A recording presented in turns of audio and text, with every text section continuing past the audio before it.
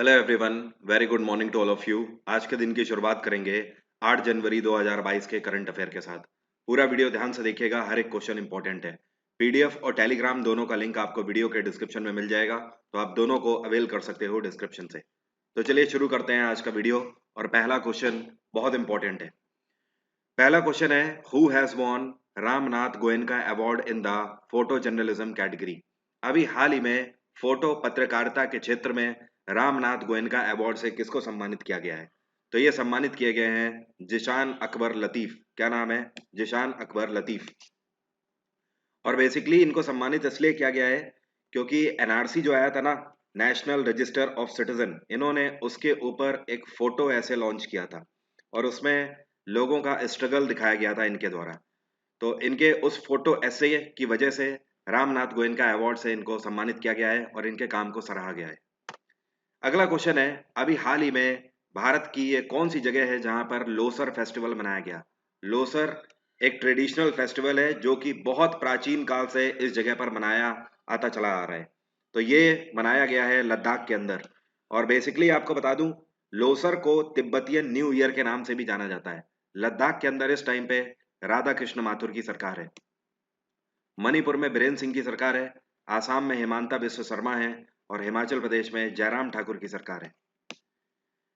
ये जो लोसर फेस्टिवल है, ये बेसिकली जो तिब्बत की वादियां हैं और जो हमारा जो लद्दाख वाला रीजन है, वहाँ के कल्चर को प्रमोट करता है और कल्चर को शो करता है।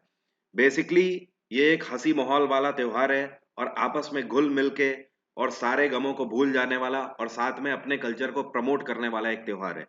काफी कलरफुल फेस्टिवल है जो कि हमेशा यहाँ के जो लोकल ट्राइबल डांसेस हैं उनको परफॉर्म करके इसको मनाया जाता है हर साल।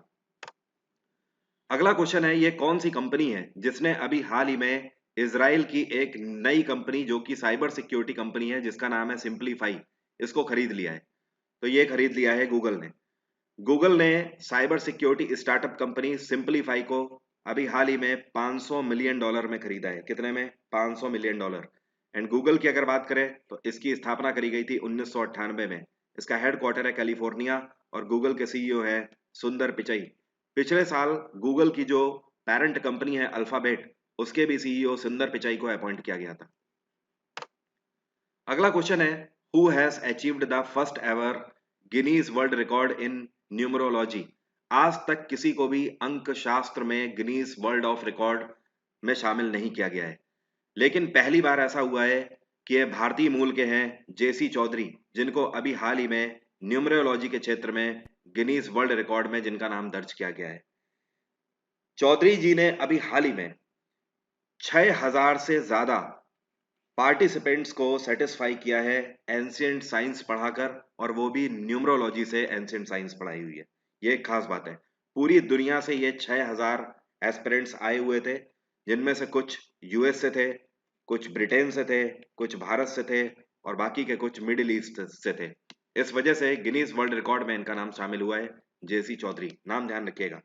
और दूसरा एक और फैक्ट आपको बता दूं, 2022 की शुरुआत में अभी तक किसी को गिनीज वर्ल्ड रिकॉर्ड में जगह नहीं मिली थी। तो 2022 में सबसे पहले अगर किसी का नाम दर्ज हुआ है गिनीज वर्ल्ड रिकॉर्ड में, तो भी जेसी चौधरी ही है। ठीक है। अगला क्वेश्चन है, which states chief minister has inaugurated a 2 day international conference of academic institution. ये कौन से राज्य के मुख्यमंत्री हैं जिनके द्वारा अभी हाल ही में शैक्षणिक संस्थानों को बढ़ावा देने के लिए अंतरराष्ट्रीय सम्मेलन का आयोजन किया गया, 2 दिवसीय? तो ये है गुजरात के मुख्यमंत्री भूपेंद्र पटेल। इनके द्वारा अभी हाल ही में 2 दिन की कॉन्फ्रेंस का आयोजन किया गया और इसका मेन मोटो है कि गुजरात के अंदर जो एजुकेशनल इंस्टीट्यूट्स हैं, मतलब जो स्कूल्स हैं, उनके मॉडल्स को बढ़ावा देना है, उनको पहले से और प्रो वर्जन का बनाना है। और जो गुजरात के अंदर स्कूल्स हैं उनके इंफ्रास्ट्रक्चर को भी डेवलप करना है, वहाँ पे पढ़ाई के स्तर को भी डेवलप करना है। और ये मीटिंग कहाँ पर हुई? ये कॉन्फ्रेंस हुई अहमदाबाद में। एक चीज और ध्यान रखिएगा, इस बार वाइब्रेंट गुजरात ग्लोबल समिट जो है, इसका 10वां संस्करण आयोजित किया जा रहा है। और ये कब से आयोजित किया जाएगा? ये 10 जनवरी से चालू हो रहा है और 12 जनवरी तक आयोजित किया जाएगा। मतलब 3 दिवसीय आयोजित किया जाएगा वाइब्रेंट गुजरात ग्लोबल समिट। अगला क्वेश्चन है, Which company has announced a partnership with Ohmium to set up green hydrogen facilities? Ohmium basically एक कंपनी है, ये बैंगलोर बेस्ड कंपनी है, ठीक है, और ये हाइड्रोजन बेस्ड पावर प्लांट बनाती है कंपनी, ठीक है। तो कौन सी कंपनी है जिसने ओमियम के साथ अभी हाल ही में पैक्ट साइन किया है? ये कंपनी है हीरो फ्यूचर एनर्जीज। तो हीरो फ्यूचर एनर्जीज ओमियम के साथ मिलकर एक hydrogen facilities power plant launch करने वाले हैं। ये पावर प्लांट 1 गीगावाट का होगा, 1 गीगावाट का। और हीरो फ्यूचर एनर्जीज की अगर बात करें, इसकी स्थापना नई दिल्ली में करी गई थी साल 2012 में, और इसके सीईओ है राहुल मुंजाल। कौन है? राहुल मुंजाल। आप सभी लोग ध्यान रखिएगा, आज शाम को 2 स्पेशल क्लास में ले रहा हूँ। एक शाम को 5 बजे होगी और दूसरी होगी शाम को 6 बजे। जो 5 बजे होगी उसमें मंथली करंट अफेयर मैं आपके रिवाइज कराऊंगा। आप सभी लोग लगातार मुझसे कह रहे हो कि सर मंथली करंट अफेयर कराओ, अब मैं आपको करा रहा हूँ। तो ये आपकी जिम्मेदारी बनती है कि आप ये अपॉर्चुनिटी एक्सेप्ट करें या ना करें। तो ध्यान रखिएगा, जिनको पढ़ना है वो तो पढ़ते ही रहेंगे, और जिनके पास बहाने हैं वो बहाने लेके बैठे रहेंगे। तो 5 बजे डेली शाम को मंथली करंट अफेयर की क्लास चल रही है। कल भी मैंने ली थी, उसके पहले भी ली थी, और आज फिर से होगी। तो आपकी जिम्मेदारी बनती है आप इन सारी क्लासेस को अटेंड करें। क्लास का लिंक वीडियो के डिस्क्रिप्शन बॉक्स में है। अभी वीडियो खत्म होते ही जाके क्लिक करके अपने आप को एनरोल कर लीजिएगा। क्लास आपकी खुलेगी वरुण 777 डिस्काउंट कोड से ही, ठीक है।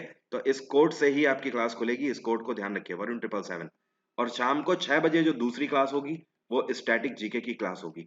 ये 2 क्लास आज मैं ले रहा हूँ, और ये सारी क्लासेस एसएससी, रेलवे या फिर पीसीएस, आप किसी भी एग्जाम की तैयारी कर रहे हो सबके लिए हैं। तो ध्यान रखिए, ये जो डेली मैं क्लास ले रहा हूँ, अगर आप ये क्लासेस नहीं ले रहे हैं तो विश्वास मानिए आप बहुत कुछ रिवीजन छोड़ रहे हैं, और एट द एंड पे जाके फिर कुछ नहीं होता है, ठीक है। तो ख्याल रखिए, मेरा काम है बताना और कर्मा करना। मैं अपनी तरफ से मेहनत कर रहा हूँ। जिनका सिलेक्शन होना होगा उनका सिलेक्शन जरूर होगा, क्योंकि जो मेहनत करेंगे वो सिलेक्शन पाएंगे। जो बहाने बनाएंगे या कुछ भी सोचेंगे, या सोच रहे हैं कि केवल 15 मिनट के करंट अफेयर से काम हो जाएगा, उसके बाद रिवीजन बनता नहीं है, तो फिर कुछ नहीं होने वाला। तो अगला क्वेश्चन है, डॉक्टर जितेंद्र सिंह ने अभी हाल ही में भारत में पहली बार ओपन रॉक म्यूजियम का उद्घाटन किया है, कौन से शहर में? तो भारत में पहली बार ओपन रॉक म्यूजियम का उद्घाटन किया गया है हैदराबाद के अंदर, डॉक्टर जितेंद्र सिंह के द्वारा। इस म्यूजियम की खास बात यह है कि इसमें भांति भांति प्रकार के रॉक्स मतलब चट्टानों के टुकड़े रखे गए हैं, ठीक है, जो कि आपको इस तरीके का ज्ञान देंगे कि कौन से तरीके की चट्टानों में कौन सा मिनरल पाया जाता है।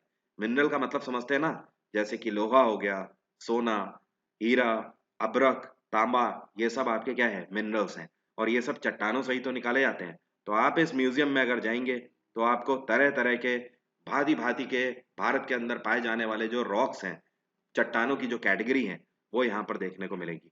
काफी इनक्रेडिबल इसको बनाया गया है। अगला क्वेश्चन है, रेलवे प्रोटेक्शन फोर्स जिसको आरपीएफ के नाम से जानते हैं, अभी हाल ही में आरपीएफ के द्वारा पूरे भारत भर में रेलवे स्टेशन के लिए कितनी टीमों को रवाना किया गया है? तो रेलवे प्रोटेक्शन फोर्स ने अभी हाल ही में 244 टीमों को रवाना किया है पूरे भारत भर के लिए। और रेलवे प्रोटेक्शन फोर्स ने ऐसा एक इनिशिएटिव के तहत किया है, इस इनिशिएटिव का नाम है मेरी सहेली। क्या नाम है? मेरी सहेली। अब मेरी सहेली नाम का जो इनिशिएटिव लॉन्च किया गया है, इसका मेन मोटो ये है कि पूरे भारत भर में डेली लोकल ट्रेन से यात्राएं करने वाली जो महिलाएं हैं उनको सुरक्षा देना, कहीं पर कोई उन्हें एब्यूज ना करने पाए, हैरेस ना करने पाए। इसलिए आरपीएफ की तरफ से 244 टीमें रवाना करी गई हैं पूरे भारत भर के डिफरेंट डिफरेंट रेलवे स्टेशन के लिए। आरपीएफ की स्थापना करी गई थी 1872 में। अब आप समझ लीजिए कितनी पुरानी फोर्स है ये, और इसका मेन काम ही है रेलवे की सुरक्षा करना। और ये पूरे 18 जोन देखती है इंडियन रेलवेज के, और इस टाइम पे इसके डायरेक्टर जनरल हैं आईपीएस संजय चंदर। कौन है? संजय चंदर। अगला क्वेश्चन है, भारत ने अभी हाल ही में कौन से देश के साथ एक पैक्ट साइन किया है, और इस पैक्ट के तहत महाकाली नदी के ऊपर भारत सरकार के द्वारा एक ब्रिज की स्थापना करी जाएगी? तो भारत सरकार ने नेपाल के साथ पैक्ट साइन किया है। आप सभी को पता ही है, महाकाली नदी जो है वो नेपाल से लगती है, ओके। तो भारत सरकार नेपाल की मदद से, उनके कॉपरेशन के साथ महाकाली नदी के ऊपर एक नए पुल का निर्माण करेगी। और भारत की के छोर से, मतलब हमारे छोर से, ये कहाँ से ब्रिज बनना स्टार्ट होगा? तो ये हमारे छोर से एक जगह है जिसको बोलते हैं धारचूला, और धारचूला पड़ती है उत्तराखंड के अंदर। यहाँ से ब्रिज बनना स्टार्ट होगा और दूसरी तरफ ये नेपाल को कनेक्ट करेगा। नेपाल में इस टाइम पर प्रधानमंत्री हैं शेर बहादुर देउबा। नेपाल की कैपिटल है काठमांडू। श्रीलंका में महिंदा राजपक्षा की सरकार है। भूटान में लोटे शेरिंग की सरकार है और बांग्लादेश में शेख हसीना की सरकार है। श्रीलंका की कैपिटल है जयवर्धने कोट्टे और कोलंबो। भूटान की कैपिटल थिम्पू और बांग्लादेश की कैपिटल ढाका। अगला क्वेश्चन है, भारत सरकार ने अभी हाल ही में डिजास्टर मैनेजमेंट कॉरपोरेशन के लिए कौन से देश के साथ एक पैक्ट साइन किया है, जिसको हिंदी में बोलते हैं आपदा प्रबंधन सहयोग के लिए। तो भारत सरकार ने यह पैक्ट तुर्कमेनिस्तान के साथ साइन किया है और इसका सीधा सा मेन मोटो यह है कि कभी भी भारत में मान लीजिए कोई भी नेचुरल डिजास्टर आता है तो तुर्कमेनिस्तान की जो एनडीआरएफ टीम है, जो नेचुरल डिजास्टर मैनेजमेंट टीम है, रिस्पांस टीम है, वो भारत में तुरंत डिप्लॉय करी जाएगी। और अगर तुर्कमेनिस्तान में ऐसा होता है तो भारत सरकार भी हमेशा उनकी मदद के लिए तत्पर रहेगी। तो दो देशों के बीच में एग्रीमेंट बेसिकली इसी चीज को लेकर होता है और हो सकता है आगे आने वाले टाइम में भारत और तुर्कमेनिस्तान के बीच में नेचुरल डिजास्टर मैनेजमेंट कॉरपोरेशन को लेकर कई सारी एक्सरसाइज भी कंडक्ट करी जाए। फिलहाल इतना ही है जो कि पैक्ट साइन किया गया है। और तुर्कमेनिस्तान की कैपिटल क्या है? इसको बोलते हैं अशगाबत। क्या बोलते हैं? अशगाबत। सऊदी अरेबिया की कैपिटल रियाद, यूएई की कैपिटल अबू धाबी और बांग्लादेश की कैपिटल ढाका। अगला क्वेश्चन है, ये कौन सा देश है जिसके द्वारा अभी हाल ही में गूगल और फेसबुक दोनों के ऊपर यूजर ट्रैकिंग को लेकर फाइन लगा दिया गया है? तो ये जुर्माना लगाया है फ्रांस ने। फ्रांस सरकार का कहना है कि गूगल और फेसबुक ने फ्रांस गवर्नमेंट के साइबर नॉर्म्स का वायलेशन किया है। इनका कहना है, देखिए यूजर ट्रैकिंग का मतलब समझ रहे हैं क्या होता है? मतलब अपनी बाउंड्री लाइन के बाहर जाके डिजिटल मार्केटिंग करना। ओके, मतलब यूजर को लगातार, अगर यूजर नहीं भी चाह रहा है कि हमें ऐड देखना है, उसके बाद भी आप यूजर को फोर्सफुली ऐड दिखा रहे हो, इसको बोलते हैं यूजर ट्रैकिंग। आप आउट ऑफ लिमिटेशन जाकर यूजर को ट्रैक करने की कोशिश कर रहे हो और ऐसा किया जाता है कुकीज का यूज करके। ठीक है, तो गूगल और फेसबुक के ऊपर जुर्माना लगाया है फ्रांस गवर्नमेंट ने। आपको पता है कितना जुर्माना लगाया है? 210 मिलियन यूरोस का जुर्माना लगाया है। अगर डॉलर में बात करें तो 237 मिलियन डॉलर होते हैं।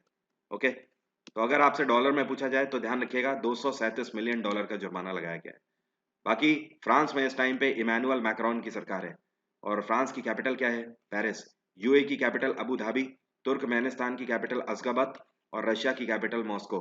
गूगल की स्थापना 1998 में करी गई थी। फेसबुक की स्थापना साल 2004 में करी गई। गूगल के सीईओ है सुंदर पिचाई और फेसबुक के मार्क जुकरबर्ग। अगला क्वेश्चन है, अभी हाल ही में टॉप 10 ग्लोबल लिस्ट जारी करी गई एयरपोर्ट की पूरे वर्ल्ड में, जिसमें इकलौता भारतीय एयरपोर्ट कौन सा है जिसने अपनी जगह बनाई है? तो दुनिया के टॉप 10 ग्लोबल एयरपोर्ट लिस्ट में चेन्नई एयरपोर्ट ने अपनी जगह बनाई है। So second one is the right answer, ध्यान रखिएगा। अगला क्वेश्चन है, अभी हाल ही में 2 दिवसीय दक्षिणी एशियाई परामर्श बैठक जो है, जिसको कंसल्टेशन मीटिंग भी बोला जाता है इंग्लिश में, ये कौन सी जगह पर स्टार्ट हुई? तो 2 दिन की साउथ एशियन कंसल्टेशन मीटिंग का आयोजन इस बार किया गया नई दिल्ली के अंदर। कहां पर? नई दिल्ली। और इसकी खास बात आपको बता दूं, इसका जो मेन मोटो था ये था ग्लोबल बायोडायवर्सिटी फ्रेमवर्क, मतलब बायोडायवर्सिटी के ऊपर कैसे काम किया जाए, इसके लिए ये मीटिंग कंसल्ट करी गई और साउथ एशियन नेशंस ने यहाँ पर हिस्सा लिया।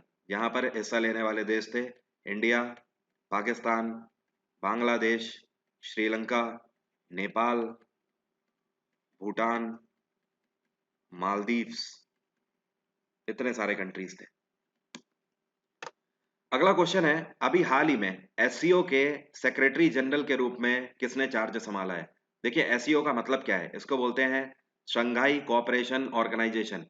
शंघाई कोऑपरेशन ऑर्गेनाइजेशन के नए सेक्रेटरी जनरल के रूप में अपॉइंट किए गए हैं जांग मिंग। क्या नाम है इनका? जांग मिंग। और ये बेसिकली एक चाइनीज डिप्लोमेट है। और आपको पता है इन्होंने किसको सक्सीड किया? इन्होंने सक्सीड किया है व्लादिमीर नोरो को। किसको? Vladimir Norov. और कभी भी आपसे पूछा जाए एससीओ की स्थापना कब करी गई, तो ध्यान रखिएगा इसकी स्थापना 2001 में करी गई थी। इसका हेडक्वार्टर है बीजिंग। और एससीओ को संघाई पैक्ट के नाम से भी जाना जाता है। एससीओ का फुल फॉर्म तो कतई मत भूलिएगा, क्योंकि एससीओ के बारे में लास्ट ईयर भी बहुत क्वेश्चन पूछे गए थे, क्योंकि बहुत सारी मीटिंग्स हुई थी और इस साल भी आप देखोगे एसईओ की लगातार मीटिंग्स, इसलिए क्वेश्चन एसईओ से जरूर बनते हैं। तो आप समझ लीजिए एसईओ के सेक्रेटरी जनरल जांग मिंग बने हैं, तो ये आपको याद रखना कितना जरूरी है, मोस्ट इंपॉर्टेंट क्वेश्चन। अगला क्वेश्चन है, who has been approved to appoint as the first women जज of the supreme court of Pakistan. अभी हाल ही में पाकिस्तान के सर्वोच्च न्यायालय में पहली बार किसी महिला को न्यायाधीश बनाने के रूप में मंजूरी दी गई है। ये महिला कौन है? ये है आयशा मलिक। आयशा मलिक पहली ऐसी पाकिस्तानी महिला होंगी जिनको सुप्रीम कोर्ट में सर्व करने का मौका मिलेगा पाकिस्तान की। ओके, लेकिन अभी यहाँ पर एक बैरियर है, ध्यान रखिए। पाकिस्तान की जो जुडिशियल कमीशन है, जो पाक जुडिशियल कमीशन है, इनके द्वारा अप्रूवल दे दिया गया है कि आयशा मलिक बिल्कुल परफेक्ट है सुप्रीम कोर्ट ऑफ पाकिस्तान में सर्व करने के लिए। लेकिन जो पाकिस्तान की पार्लियामेंट्री कमेटी है, ये अभी इस पर विचार विमर्श कर रहे हैं। तो अभी ये अंडर थिंकिंग प्रोसेस है, ये विचाराधीन है। आने वाले कुछ दिनों में पता लग जाएगा कि पार्लियामेंट्री कमेटी परमिशन देगी या नहीं देगी। अगर पार्लियामेंट्री कमेटी परमिशन दे देगी तो आयशा मलिक पूरे पाकिस्तान में पहली ऐसी महिला होंगी जो कि सुप्रीम कोर्ट ऑफ पाकिस्तान में जज के रूप में सर्व करेंगी। तो जो भी अपडेट होगा वो मैं आपको फर्दर बता दूंगा। फिलहाल आज की बात यही तक।